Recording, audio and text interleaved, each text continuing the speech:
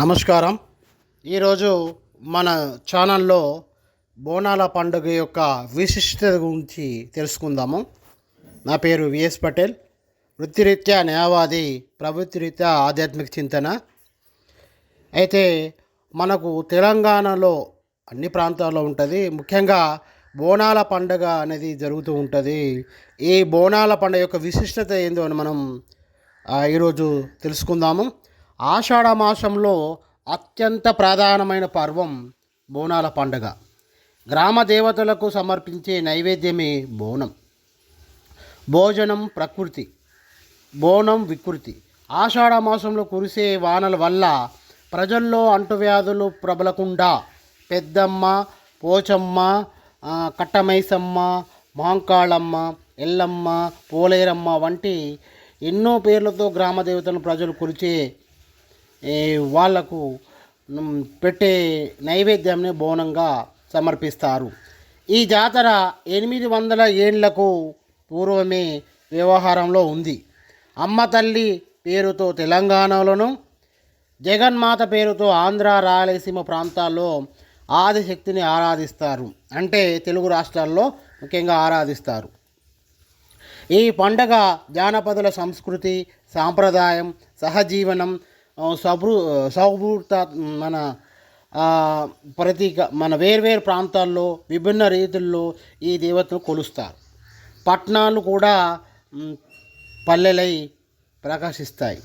నైవేద్యాల బోనం కుండను సున్నం, పసుపు, కుంకుమలతో అలంకరించి బెల్లం, పెరుగు కలిపిన అన్నాన్ని ఆ ఘటంలో ఉంచుతారు. పైన వేప మండలు పెట్టి మధ్య మూత పెట్టి ఆ మూత మీద జ్యోతిని వెలిగిస్తారు.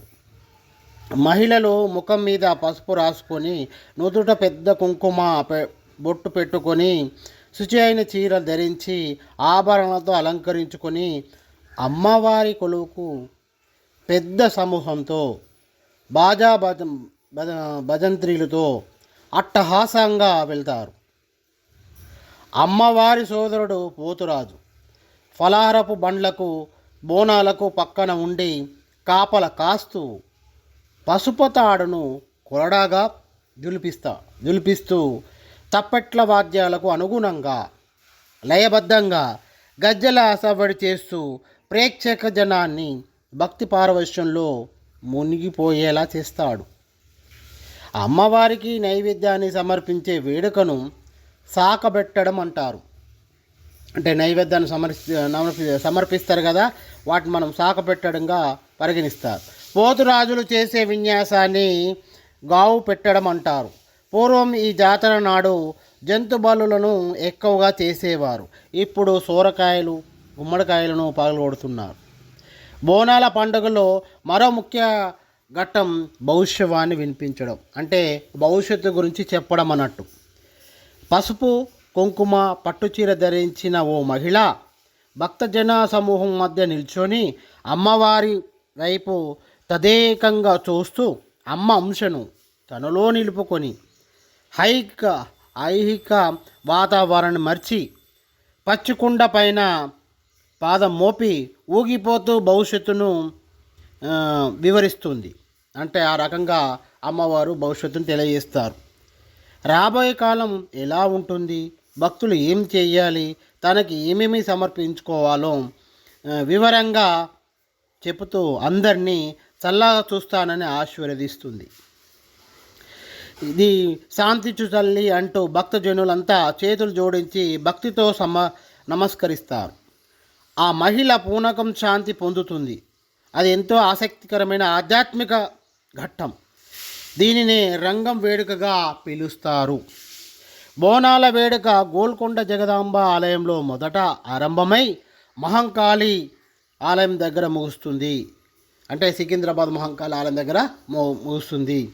ఈ మాసమంతా ఎవరి వీలును బట్టి వారు సమీపంలోని అమ్మవారి ఆలయం వద్ద బోనాల జాతర చేసుకుంటారు. ఇక అంటే వీలును బట్టి చేస్తారు. అమ్మవారికి వీడుకోలు పలుకుతూ చేసే జాతరను సాగనంపు పేరుతో పిలుస్తారు. అంటే సండప్ లెక్క అమ్మవారిని మంచి భక్తితో సాగనంపుతారు. అమ్మ తల్లికి సమర్పించిన నైవేద్యాలు అందరూ ప్రసాదంగా స్వీకరించడమే కాక కొన్ని ప్రాంతాల్లో తమ పొలాల్లో చల్లుతారు. అంటే మంచి పంటలు పండాలని ఉద్దేశంతో కూడా ప్రసాదంగా తీసుకోవడంతో పాటు పొలాల్లో కూడా చల్లుతారు. ఫలితంగా మంచి పంటలు పండుతాయని వాళ్ళ ఉద్దేశం. అంతే. ఈ రకంగా ఇది కాకతీయ కాలంలో మాతను కాకతీ మాత అని చెప్పి పిలిచేవారు. అయితే మనకు అప్పుడు కూడా ఉత్సవాలు జరిపించేవారని మనకు నృత్యరత్నావళి అనే దాంట్లో పేర్కోవడం జరిగింది.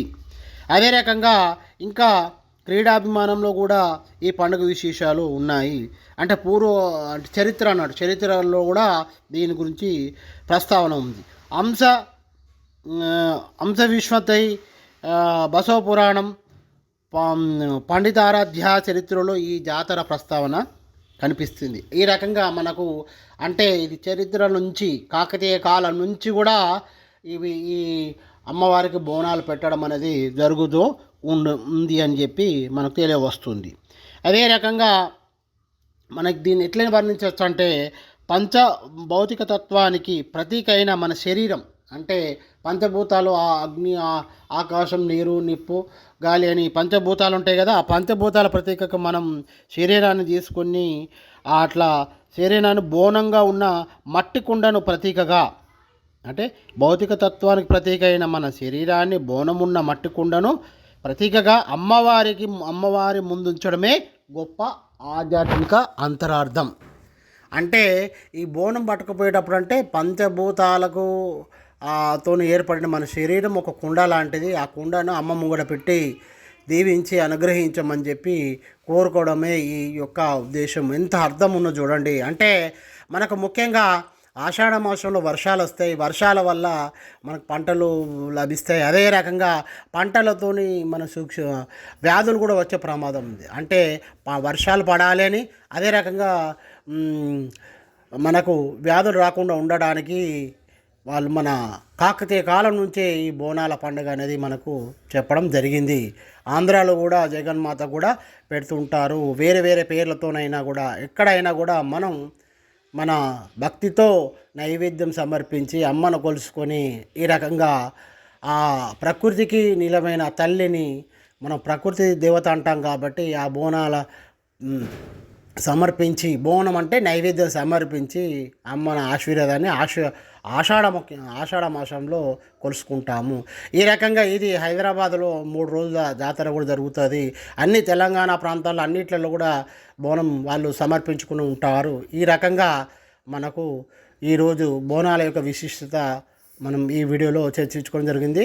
మీకు నచ్చితే లైక్ చేయండి, షేర్ చేయండి, సబ్స్క్రైబ్ చేయండి. ఈ రకంగా ఇంకేమైనా విశేషాలు కావాలంటే మీకు సంబంధించిన వాటి కూడా పోస్ట్ చేయండి. వీళ్ళని బట్టి కూడా మనం చర్చించుకుందాం. ఈ బోనాల పండుగ శుభాకాంక్షలు తెలియజేస్తూ విఎస్ పటేల్, న్యాయవాది, తెలంగాణ రాష్ట్రం. ధన్యవాదాలు వీడియో వీక్షించినందుకు.